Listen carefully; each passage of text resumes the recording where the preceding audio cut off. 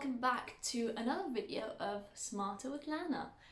In today's video, I'm going to be talking about how you can improve your accent, whether you want to get a British accent, an American accent, an Australian accent, which is really cool, and I've been trying to learn it, but I failed miserably, or an Irish accent, which honestly I think it sounds really nice too. I'm going to have a couple of tips for you. Get your pen and a piece of paper so that you can take some notes, and let's start. I always clap really loud. Tip number 1.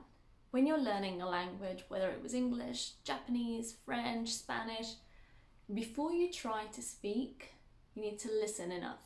You need to listen.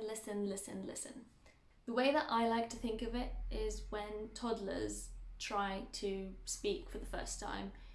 You know, they don't have a horrible accent because they've been listening for quite a long time before they started to actually talk and form sentences. So you need to listen. You need to listen to how the sounds are made, what sounds this language has. Is it different from or are they different from the sounds that you have in your mother tongue? Songs can be a great start, films, and funnily enough, cartoons.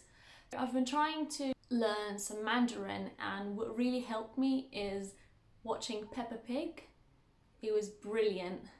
If you don't know what Peppa Pig is, honestly, you're just missing out on a lot of things. So I'm gonna put a picture of Peppa here. She's a very naughty kid, very demanding, very spoiled, but she teaches me Mandarin, so I'm alright with that.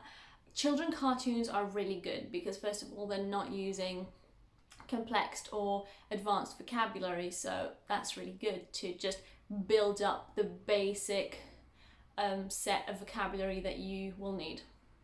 And most of the time they speak a little bit slower, so it is still authentic material. It is still material that is designed for actual English speakers, but they're not speaking really quickly. So I would suggest Peppa Pig and Bob the Builder. What else?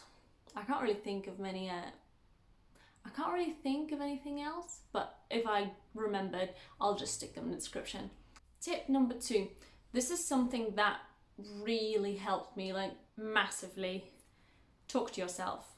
Whenever you're doing the dishes, you're walking back from work, from school, you're not doing anything, hoovering, just talk to yourself. No matter what it was, just talk to yourself. I used to always talk to myself washing the dishes. I just love washing the dishes. And I used to create these imaginary scenarios in my head, and then I would just like have a role play.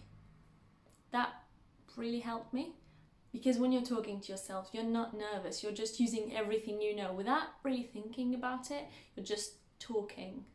Tip number 3. You need to decide on what accent you want to learn, and based on that you'll be able to use your resources. So let's say you want to learn the Irish accent. The Irish accent? No, that was horrible. I'm probably gonna cut that at the end. Based on what accent you want to learn, you'll be able to choose the resources you're gonna use. Tip number 4, exaggerate the accent. Try and listen and try and copy them. Even if you're exaggerating it, that's fine. A lot of people, when they are learning British English, most of the time, or most accents within the UK, they don't pronounce the R at the end of words. So it's water instead of water or water. So that's why a lot of people would practice it like that and would really exaggerate it at the beginning. I remember myself doing that. Water, water. It sounds very pretentious. Exaggerating the accent really helped me. Tip number 5, be aware of the differences between your mother tongue and the language that you're trying to learn. Be aware of what different sounds exist between these two languages.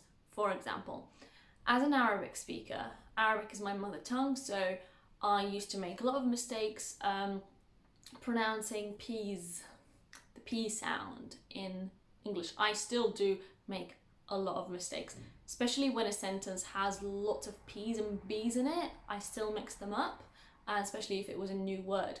I would need the person to repeat the word more than once for me to catch whether it's a P or a B. And the reason for that is that in Arabic we do not have a P sound, so I literally hear everything as a B. So you need to be aware of the differences between your mother tongue and the language that you're trying to learn. For example, if you're a Mandarin native speaker and you're trying to learn English, lots of my Chinese students make the mistake with the th sound. They do not have that in Chinese. So instead of thank you, they would say thank you. Instead of thank you, they would say thank you. If you're a Japanese learner trying to learn English, you'll probably be mixing the L and R a lot because, again, in Japanese, there's no difference. The ra, la, it has the same character for both of them. So you're probably gonna really struggle differentiating these sounds. For a native French speaker, you need to get used to the fact that the H at the beginning of words is not silent. We don't say hospital, we say hospital. We don't say happiness, we say happiness. So be aware of the differences because that would really help. Tip number 6, if you're watching a video for learning English and it's authentic material, so let's say you're watching an interview but they are speaking too quickly, and let's be honest, it happens a lot.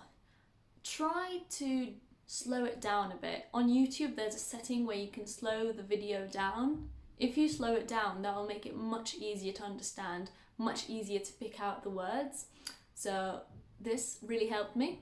And once you're listening to that authentic material, try and repeat what they're saying. Even if you don't understand what that means, try and repeat the sounds, try and repeat the words and the sentences. After all, just remember that you're already doing a great job learning another language. Most English speakers or most native English speakers are monolingual, so they only speak English. Just be happy that... See, I actually made that mistake there. I said be happy. So just be happy that you're actually learning another language. No matter how bad your accent is, it's going to improve. The more you talk, the better it's going to get. Just make sure that you actually focus on your mistakes and make sure that you're happy to receive criticism. You're happy to receive feedback from your friends, from native speakers, if you're talking to any.